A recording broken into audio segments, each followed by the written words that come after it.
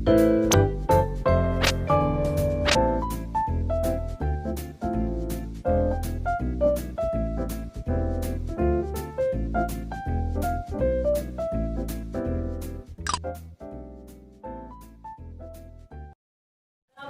warahmatullahi wabarakatuh. Perkenalkan, nama saya Badriah Siti Mahmudah, mahasiswa dari Universitas Kata Palembang, Fakultas Ilmu Kajian Keguruan, juga PGMI. Baiklah, di sini saya akan mewawancarai dua narasumber yang bernama. Baik, perkenalkan, nama saya Nazilio Aksanukli selaku calon mahasiswa. Perkenalkan, nama saya Jini Salami, mahasiswa dari Prodi Teknologi Laboratorium Medis Politeknik Nankes Palembang. Baik, langsung saja masuk di pertanyaan pertama, saudara Nazar. Bagaimana cara saudara dalam hal ini sebagai calon mahasiswa atau permasalahan mengenai permasalahan? Baik, pertama, di negara kita ini kondisi pandemi baik penyebaran maupun keamanan di setiap daerahnya berbeda-beda. Hal ini ditandai dengan adanya pembagian zona yang ditetapkan oleh pemerintah, di antara lain zona merah, zona kuning, zona hijau, yang juga memiliki potensi tingkat berbahaya yang berbeda-beda. Oleh karena itu, menurut saya, cara mencegah di setiap daerahnya pun juga otomatis berbeda-beda. Namun, dasar daripada pencegahan setiap virus, menurut saya yaitu dengan cara mengikuti saran dokter maupun pemerintah.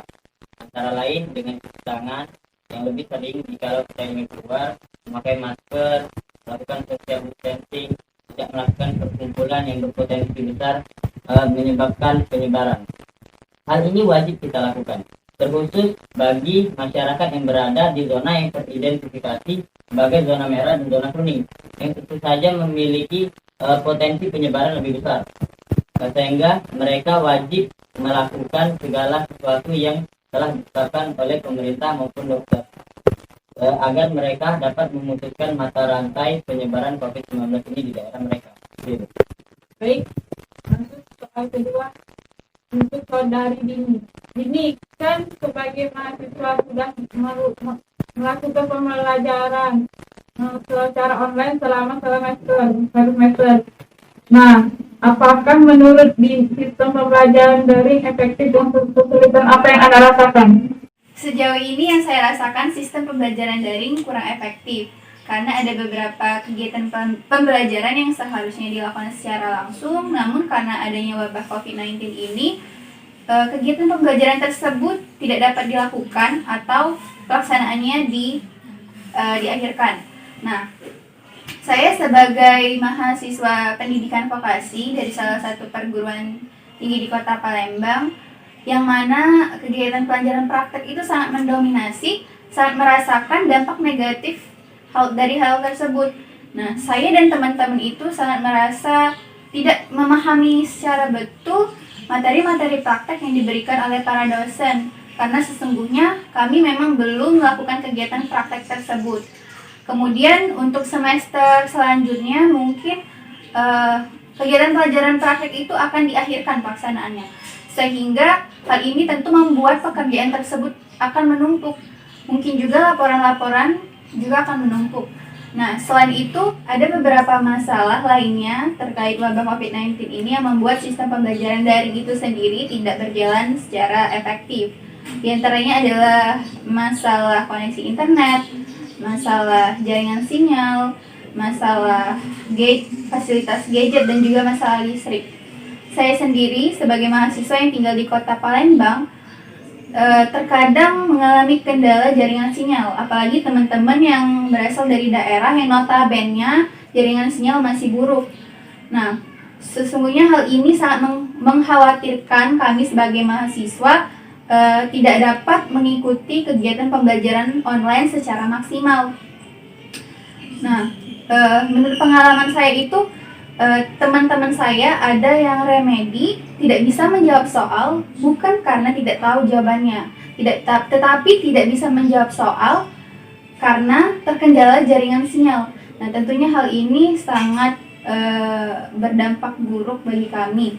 Selain itu juga masalah lainnya adalah masalah gadget. Tidak semua mahasiswa itu memiliki gadget, tidak semua mahasiswa memiliki laptop, dan tidak semua orang tua mahasiswa mempunyai perekonomian yang baik. Nah, di pengalaman saya itu ada materi-materi yang diberikan dosen itu yang hanya bisa dibuka melalui laptop.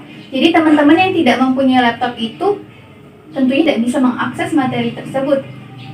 Selain itu, mungkin materi masalah listrik. Masalah listrik itu mungkin akan jadi masalah ketika tiba-tiba listrik mati, kemudian kebetulan digit kita tidak mempunyai baterai yang memadai. Nah, sehingga dikhawatirkan kita tidak bisa mengikuti kegiatan pembelajaran online dalam waktu dekat. Nah, mungkin sebagai mahasiswa juga kita perlu melakukan persiapan awal untuk memastikan bahwa kita memiliki gadget dengan baterai yang penuh sehingga kita tidak akan mendapatkan ketertinggalan. Mungkin itu saja. Baik, pertanyaan selanjutnya untuk Saudara Nazar, apakah Saudara rasakan terkait penyebaran COVID-19 ini bagi Saudara yang merupakan calon mahasiswa? Baik, tentu saja saya calon mahasiswa, kami merasa kesulitan, terutama di sistem penerimaan, di mana sistem penerimaannya itu tidak sama seperti sistem penerimaan di tahun-tahun sebelumnya, diakibatkan dengan pandemi yang terjadi saat ini. Dan mungkin nanti kami juga akan merasakan kesulitan di sistem belajar apabila kondisi pandemi terus berlanjut sampai sistem pembelajaran telah dimulai dengan aktif. Karena sesuai yang kita ketahui, seperti apa yang sudah dikatakan oleh Saudari Dini tadi, bahwasanya sistem pembelajaran melalui daring memiliki banyak kekurangan, di mana banyaknya kegiatan perkuliahan yang tidak bisa terlaksana, banyak kegiatan-kegiatan yang ditunda ataupun diakhiri.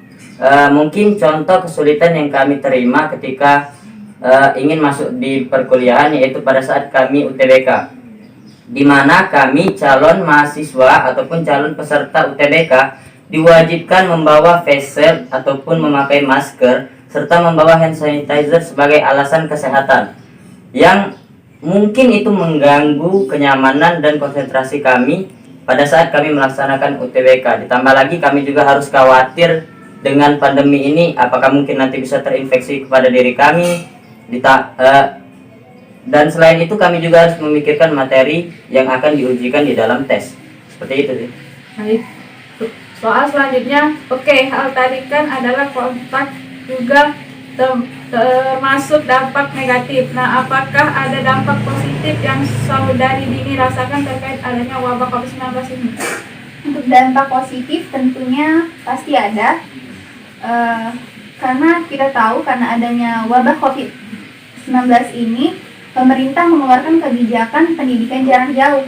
Nah, tentunya seluruh lembaga pendidikan, dosen, dan juga mahasiswa diharuskan untuk cakap teknologi.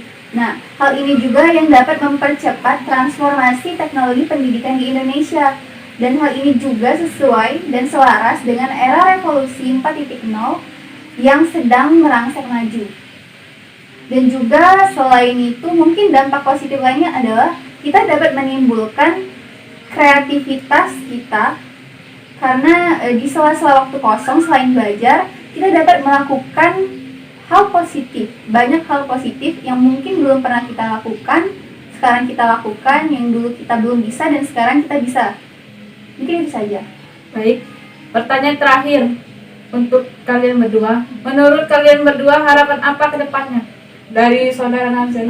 Baik, mungkin harapan pribadi saya yang juga merupakan harapan kita semua, bahwasanya semoga pandemi ini ke depannya cepat berakhir, sehingga kegiatan yang sempat tertunda ataupun tidak terlaksana pada saat pandemi bisa kita laksanakan. Dan kita bisa dapat berkumpul lagi bersama keluarga, bisa bercanda bersama teman-teman, bisa pergi ke perkuliahan tanpa adanya rasa takut terinfeksi ataupun menyebarkan virus ini. Gitu. Untuk harapan saya tentunya sama saja seperti Saudara Nazel, juga sama seperti masyarakat pada umumnya di dunia, bahwa saya menginginkan wabah COVID-19 ini segera cepat berakhir. Dan saya sebagai mahasiswa menginginkan supaya kita bisa melakukan kegiatan pembelajaran seperti sedia kala secara efektif dan efisien. Baik, cukup sekian wawancara hari ini. Bila ada kata salah saya mohon maaf, pada Allah saya mohon ampun. Bila itu hidayah, wassalamualaikum warahmatullahi wabarakatuh. kasih.